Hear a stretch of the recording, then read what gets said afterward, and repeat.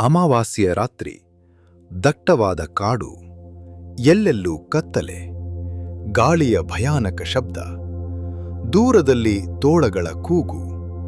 ಆ ಕಾಡಿನ ಮಧ್ಯದಲ್ಲಿ ಒಬ್ಬ ಯುವ ಭಿಕ್ಷು ಕಣ್ಣು ಮುಚ್ಚಿ ಕುಳಿತಿದ್ದ. ಅವನ ಕೈಗಳು ನಡುಗುತ್ತಿದ್ದವು, ಉಸಿರಾಟ ವೇಗವಾಗಿತ್ತು. ಅವನ ಮನಸ್ಸು ಒಂದೇ ಮಾತನ್ನು ಹೇಳುತ್ತಿತ್ತು: ಓಡು, ಇಲ್ಲಿಂದ ಓಡು. ಆದರೆ ಆ ಭಿಕ್ಷು ಓಡಲಿಲ್ಲ. ಯಾಕೆಂದರೆ ಆ ರಾತ್ರಿ ಅವನು ಕಾಡಿನೊಂದಿಗೆ ಹೋರಾಡುತ್ತಿರಲಿಲ್ಲ, ತನ್ನ ಭಯದೊಂದಿಗೆ ಯುದ್ಧ ಮಾಡುತ್ತಿದ್ದ.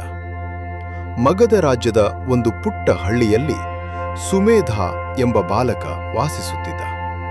ಅವನು ತುಂಬ ಒಳ್ಳೆಯವನು, ಯಾರಿಗೂ ನೋವು ಕೊಡುತ್ತಿರಲಿಲ್ಲ.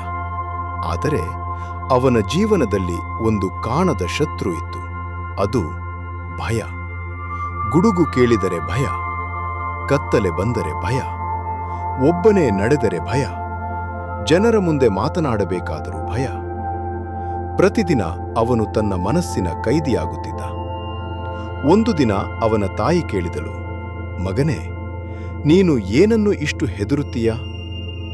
ಸುಮೇಧ ನಿಧಾನವಾಗಿ ಉತ್ತರಿಸಿದ: ಅಮ್ಮ, ನನಗೇನು ಭಯ ಅನ್ನೋದೇ ಗೊತ್ತಿಲ್ಲ, ಆದರೆ ಯಾವಾಗಲೂ ಭಯವಾಗುತ್ತದೆ. ಕೆಲವು ವರ್ಷಗಳ ನಂತರ ಸುಮೇಧ ಬುದ್ಧನ ಬಗ್ಗೆ ಕೇಳಿದ. ಒಬ್ಬ ಮಹಾನ್ ಗುರು ಇದ್ದಾರೆ, ಅವರು ಮನಸ್ಸಿನ ದುಃಖವನ್ನು ಗೆಲ್ಲುವ ಮಾರ್ಗ ಕಲಿಸುತ್ತಾರೆ. ಸುಮೇಧ ತಕ್ಷಣ ಅವರನ್ನು ಭೇಟಿ ಮಾಡಲು ಹೊರಟ.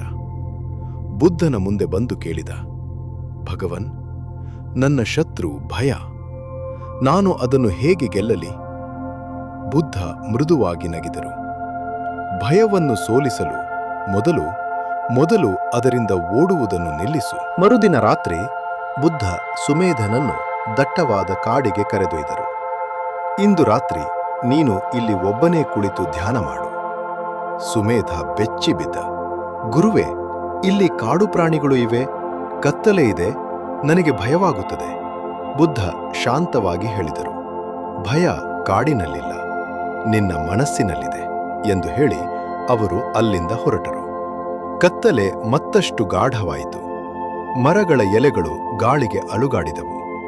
ಸುಮೇಧಗೆ ಅದು ಯಾರೋ ನಡೆಯುತ್ತಿರುವಂತೆ ಅನಿಸಿತು. ದೂರದಲ್ಲಿ ಗೂಬೆಯ ಕೂಗು ಕೇಳಿಸಿತು. ಅವನ ಹೃದಯ ವೇಗವಾಗಿ ಬಡಿಯತೊಡಗಿತು.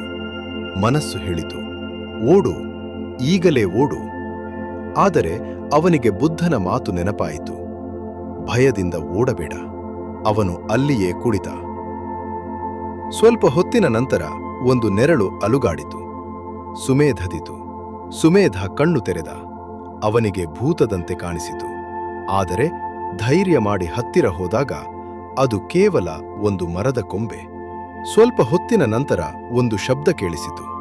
ಅವನಿಗೆ ಹುಲಿ ಬಂದಿದೆ ಎಂದು ಅನಿಸಿತು. ಆದರೆ ಅದು ಕೇವಲ ಗಾಳಿಯಲ್ಲಿ ಅಲುಗಾಡಿದ ಬಿದಿರು.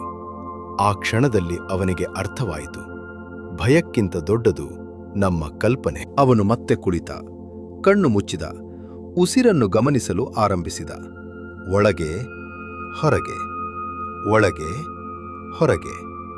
ನಿಧಾನವಾಗಿ ಅವನ ಉಸಿರಾಟ ಶಾಂತವಾಯಿತು. ಹೃದಯದ ಬಡಿತ ಕಡಿಮೆಯಾಯಿತು. ಮನಸ್ಸಿನ ಗದ್ದಲ ಕಡಿಮೆಯಾಯಿತು. ಅವನಿಗೆ ಮೊದಲ ಬಾರಿಗೆ ಅರ್ಥವಾಯಿತು: ಭಯ ಹೊರಗಿಲ್ಲ, ಅದು ಒಳಗಿದೆ. ಬೆಳಗಿನ ಮೊದಲ ಸೂರ್ಯಕಿರಣ ಕಾಡನ್ನು ತಾಕಿತು. ಬುದ್ಧ ಮತ್ತೆ ಬಂದರು. ಸುಮೇಧನ ಮುಖದಲ್ಲಿ ಈಗ ಭಯ ಇರಲಿಲ್ಲ, ಒಂದು ಶಾಂತ ನಗು ಮಾತ್ರ ಇತ್ತು. ಬುದ್ಧ ಕೇಳಿದರು: ಕಾಡು ಬದಲಾಗಿತ್ತಾ? ಸುಮೇಧ ನಗುತ್ತಾ ಉತ್ತರಿಸಿದ: ಇಲ್ಲ ಭಗವನ್, ಬದಲಾಗಿದ್ದು ನನ್ನ ಮನಸ್ಸು. ಬುದ್ಧ ಹೇಳಿದರು: ಭಯವನ್ನು ಗೆಲ್ಲುವವನು ಜಗತ್ತನ್ನು ಗೆಲ್ಲುವುದಿಲ್ಲ, ಅವನು ತನ್ನನ್ನೇ ಗೆಲ್ಲುತ್ತಾನೆ.